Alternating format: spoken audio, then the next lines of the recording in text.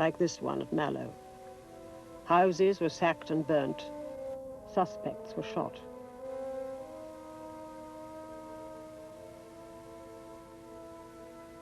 These reprisals convinced the Irish that Britain was unfit to administer Ireland and led them to support the IRA. The Black and Tans are remembered and hated to this day.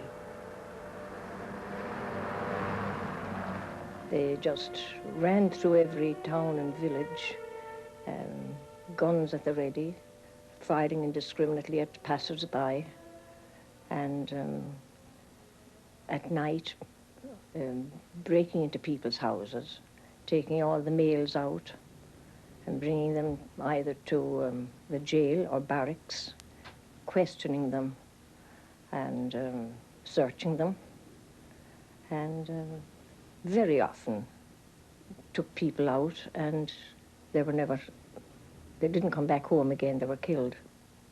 They were a complete law to themselves. They were given a free hand to do what they liked, and they did what they liked. They shot, burned, murdered, beat up, did anything they liked, and they burned Balbriggan and many other Irish towns. The case of Balbriggan, a small seaside town near Dublin, was not untypical. On the 20th of September 1920, a senior policeman was killed. That night, policemen broke into, looted and burnt 4 pubs, 49 houses, and a hosiery factory. The morning saw families fleeing their homes. In England, public opinion grew restive. Concerned editorials appeared in the Times. The Sinn Féin strategy of making Ireland ungovernable by Britain was beginning to work.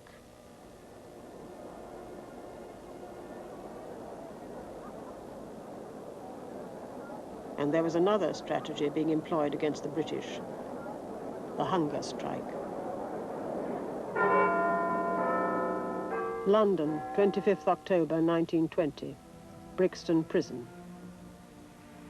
It was so long drawn out. People had no experience of long hunger strikes up to that date. When he passed 40 days, that there was no hope. We were expecting his death from day to day. After 74 days, Terence McSweeney died. He had been the Lord Mayor of Cork and the commandant of the 1st IRA Cork Brigade.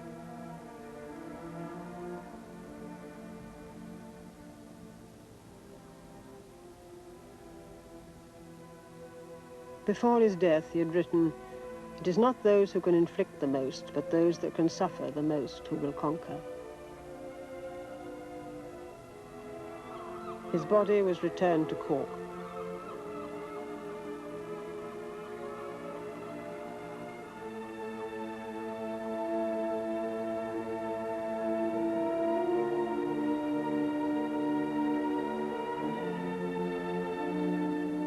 Thousands attended his funeral.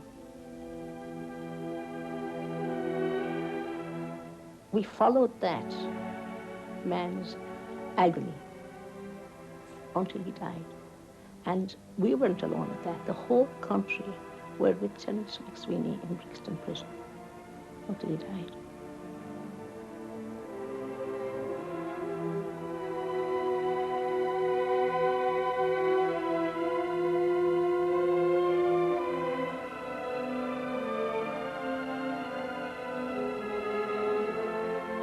After McSweeney's death, the atmosphere in Ireland was electric. Here, British forces confront Dublin crowds.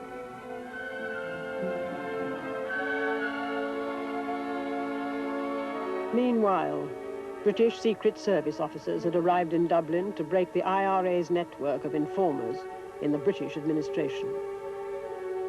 Word got out that what they call the Cairo gang had arrived here in Dublin. They were the cream of the British intelligence, and that they were living in civilian houses all over the city. And needless, I was a soldier, the men who was with me were soldiers. We never asked any questions. We got an order, we carried it out. Whether it was right or wrong, we carried out that order.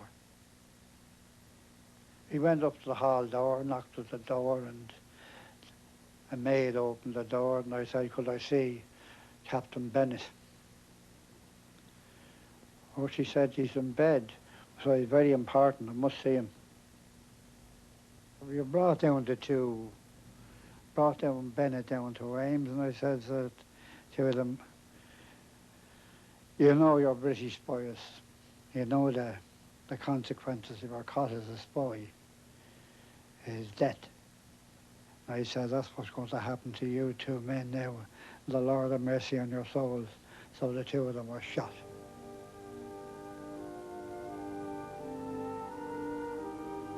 Along with Bennett and Ames, the bodies of 10 other officers shot by the IRA were returned to England with full military honours. On the same day these men died, Black and Tans had fired into the crowd at a Gaelic football match in Dublin. 12 people died. It is remembered as Bloody Sunday.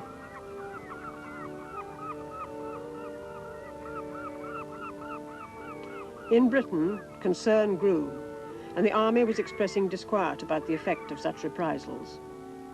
When Lloyd George inspected the Black and Tans in London, he was presiding over a divided cabinet torn between military repression and conciliation.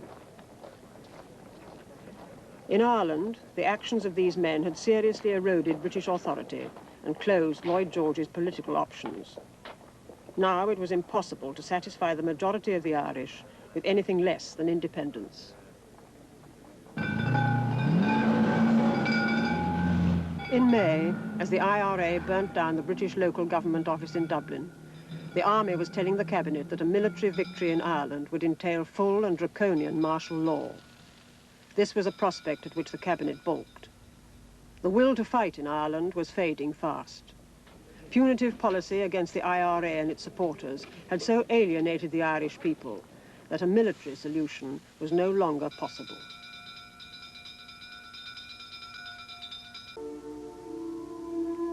The 6 of Ireland's 32 counties, which still remain part of the United Kingdom. Here, for over a decade, there has been civil war.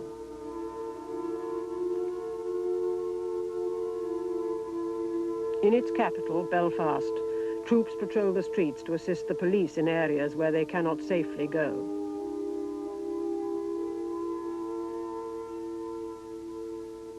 The conflict is between those Catholics who wish to become part of a united Ireland and those Protestants who insist that they remain part of the United Kingdom.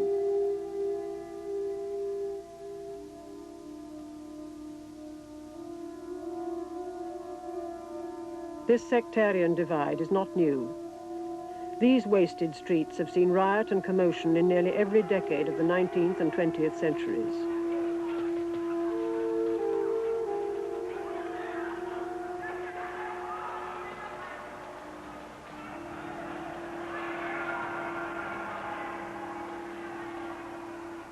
This is merely the present phase of what the Irish call the Troubles, a state of affairs rooted in earlier troubles at the beginning of the century that resulted in the partition of Ireland.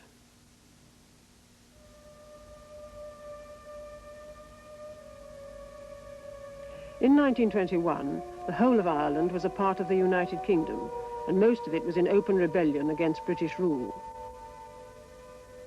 Then the army was needed to keep order on the Dublin streets. An illegal Irish parliament was in hiding. In some areas, control of local government and the courts had been wrested from the British, and the Irish Republican Army was waging effective guerrilla war against the security forces. British authority in Ireland was under duress. In British internment camps, some 4,000 IRA men were being held without trial. These men and their colleagues were attempting to lever the British out of Ireland by making it ungovernable. To this end, they had attacked police stations, courthouses, post offices, and intimidated British officials. They had shot dead over 300 Irish policemen, many of whom were British, and known as the Black and Tans.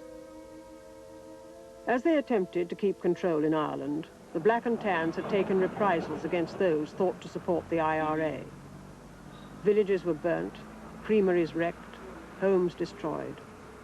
In November 1920, for example, they took revenge after 16 of their number had died in an ambush near Cork. As a small child in my nursery, I woke up to see the flames reflected through the north window on the wall, and I thought it was an aurora borealis, which we had seen the week before, and I called to my father. It was between, I suppose, 8 and 9 o'clock at night. And he said, no, he said, there's the damn British burning Cork.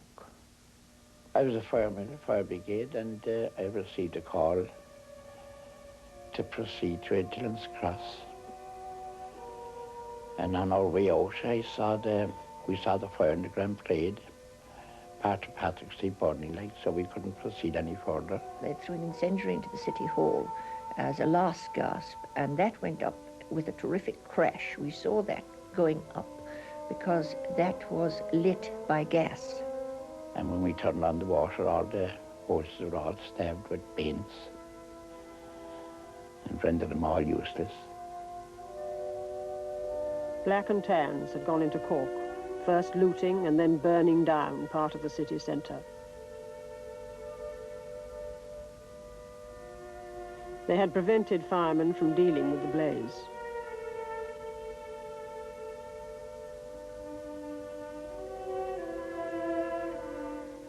Well, the black smoke was coming up for nearly a week up the hill. And, you know, we were nearly suffocated. It was immense. It was as bad as anything I had seen in the Blitz in London. There's hardly a building left.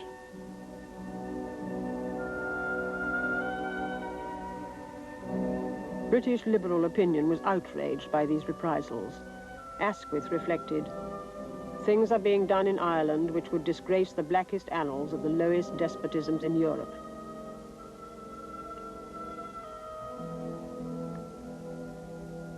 They used to carry the holster on the thigh with a revolver, but hanging from the ring of the revolver, they had a half a burnt cork. And the attitude was that if you ambush us, now you know what's going to happen. Half of Cork's been burnt, and be careful, we might burn your place down.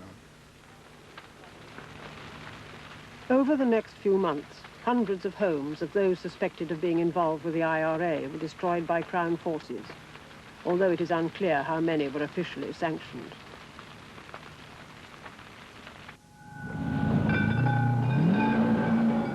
In May 1921, the IRA burnt down the local government office in Dublin, and Britain's shaky control over the country was further weakened. Militarily, the British had few options. Even if they broke the IRA, which was now a serious possibility, it would mean little. As a result of the conduct of the Black and Tans, the vast majority of the Irish were now too hostile to British rule to accept any compromise solution. As Lloyd George inspected the Black and Tans in London, his military advisors were telling him that Ireland could now only be subdued by draconian measures, including martial law. So now the British would have to try and conjure up a political solution. It had already been proposed that there should be home rule, limited independence for Ireland. Protestants in the north had objected to being included in a Catholic Ireland, so 2 home rule parliaments were proposed. One in Belfast for the 6 counties of the northeast, and one in Dublin for the other 26. In the north, the proposal had been received without enthusiasm, but it did give Protestants, shown in orange, a majority over Catholics, shown in green, of 2 to 1. It would keep the Protestants out of a Catholic Ireland, give them control of the Belfast Parliament, and keep them within the United Kingdom. So they agreed. And in May 1921, they elected the Parliament which would administer the province's domestic affairs. It had a substantial Protestant Unionist majority.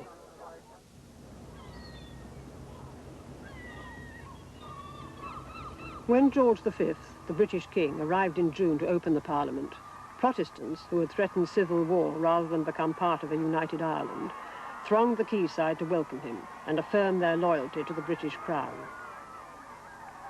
Very rapidly, the feeling of not wanting the devolved Parliament gave way to a sense of pride in the Belfast Parliament, and a sense that with some good fortune, it might be able to operate as a separate legislature under, of course, the overall supremacy of the Imperial Parliament at Westminster.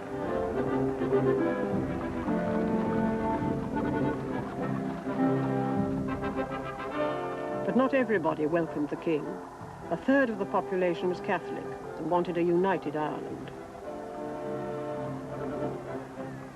The visit itself, in a way, set a seal on the constitutional propriety of the setting up of Parliament. From the Unionist point of view, this was a very much needed boost to morale and made the best possible beginning for the new Parliament.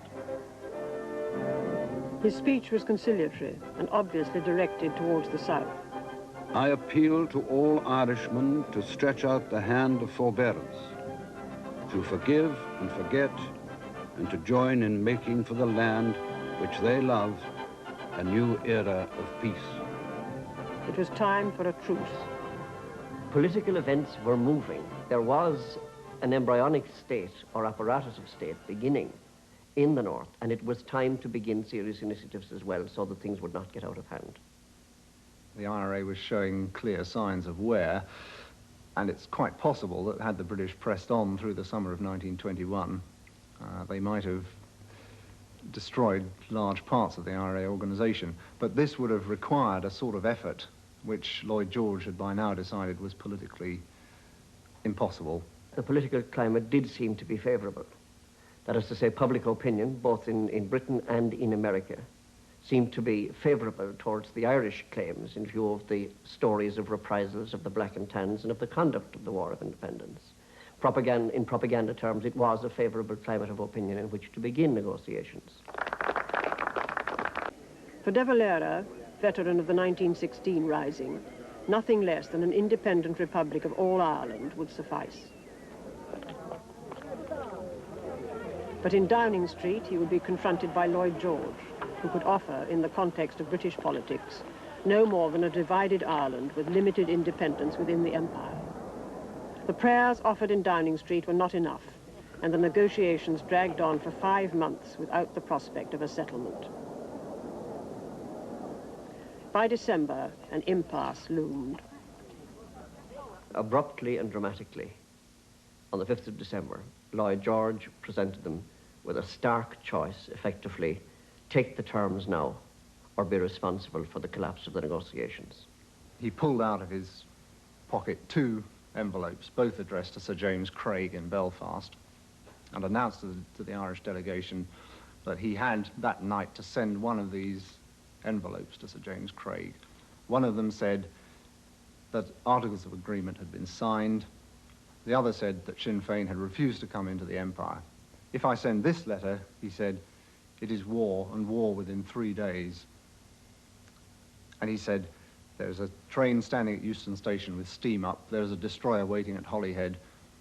Mr. Shakespeare is ready. This letter must go. It must go by 10 o'clock. I must have your reply by then. A theatrical gesture, but the pressure put on the Irish representatives was enough. They signed. The signatories had accepted independence within the empire and the partition of Ireland. When the Irish delegates posed for Pathé Cameraman the following day, their smiles were deceptive. Michael Collins had already reflected the previous night. Think, what have I got for Ireland? Something which she has wanted these past 700 years. Will anyone be satisfied at the bargain? Will anyone? The treaty was a great disappointment because we had been working up, as we thought, to an Irish Republic, and the treaty didn't give it to us. Worse than that, the partition, which cut off 6 counties, was, I think, the deciding factor for the Republican side. Suddenly everybody realised that the 6 counties, the little bit in the north of Ireland, was handed over, still held by the British.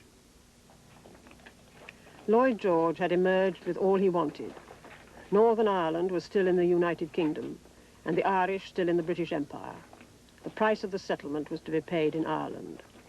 The treaty split the nationalist movement. It split Dáil Éireann, not exactly in halves, but certainly split it fairly disastrously, and led, of course, at a military and political level, and led to civil war.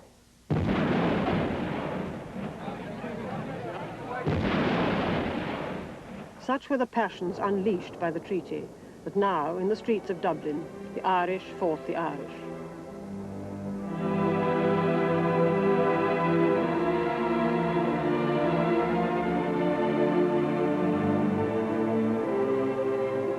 Many Irish nationalists felt that under the threat of further war, an independent 26-county Ireland within the Empire was as much as could be reasonably extracted from the British.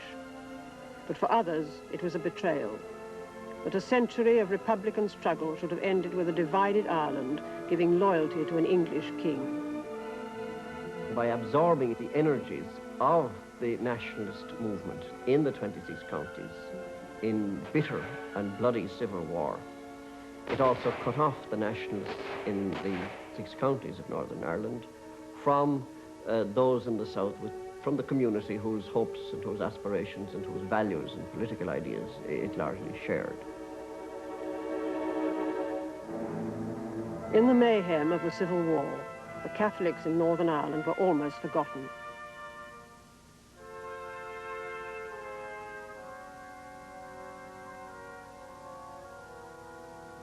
Up north, as Protestants celebrated their victory, the Catholics in the province felt betrayed and anxious, fearful of their place in a Protestant state. It was pictured at Lord Londonderry's garden party.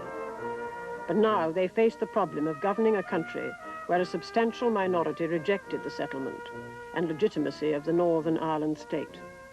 Somehow the Ulster Unionists had floated free on the raft of partition.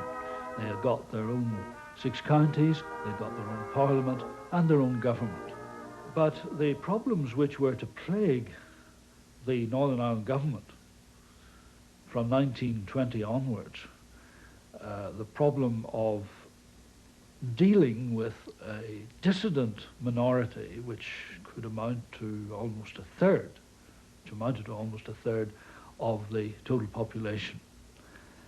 The democratic basis of any such state is consensus, and clearly consent was not forthcoming from that minority. In the border areas around Berleak, the Catholics were in rebellion, and the IRA was fighting an effective guerrilla war. Raids, shootings and kidnappings were almost daily occurrences.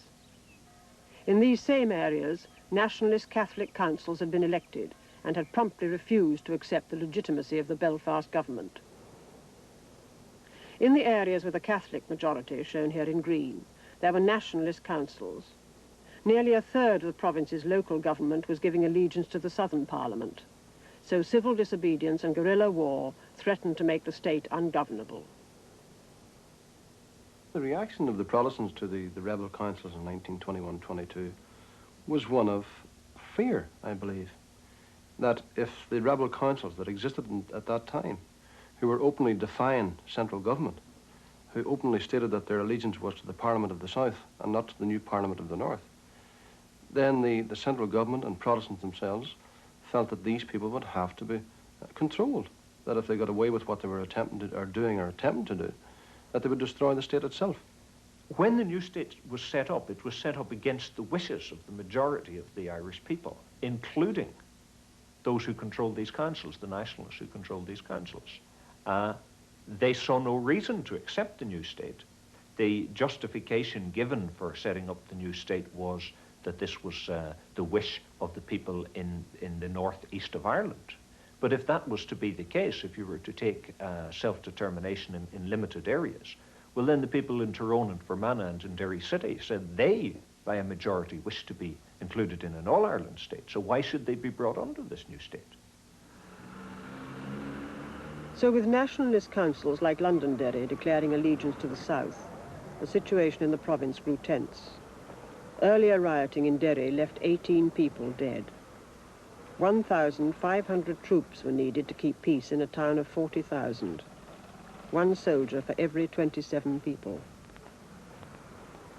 With the Protestants besieged and Catholics aggrieved, there was sectarian violence throughout the province, the worst in Belfast, where a protracted campaign of terror was unleashed on the Catholic community, remembered to this day. You'd be lying in bed as a kid at night, you'd hear a lorry suddenly coming along the street, and next thing you hear pounding on the doors and footsteps inside and hoarse voices, and people been trailed out, probably arrested.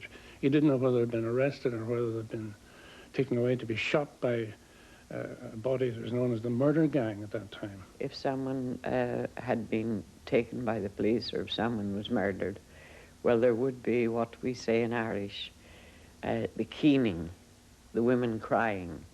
You may have heard the expression. And then if we heard the keening, then we knew that someone had been murdered by the forces. And I trailed them out of bed, and they shouted down for their mother to come up the stairs, and she went up. And they shot them 5 sons out of cold blood right along, one by one, in the following hall. Shot them dead and wanted her to witness. In fact, in the morning paper, your parents would read out some item that somebody had been found in the fields with their hands tied with rosary beads, or a little sign hung around their heads, a spy, or something like that. In fact, my own teacher at St. Paul's School, I remember one weekend on my way to Mass, hearing that he, in fact, had been murdered that weekend. He used to come down our street every morning, 7 o'clock, whistling with the ladders. So everybody missed Malachi this morning. There was no post. And the next thing we got the paper. Malachi halfpenny. My God, such a death to give that boy. May God forgive the hand that done it. They cut the privates out of him. They tied him to the tree. And then they shot him after he'd done his sufferings.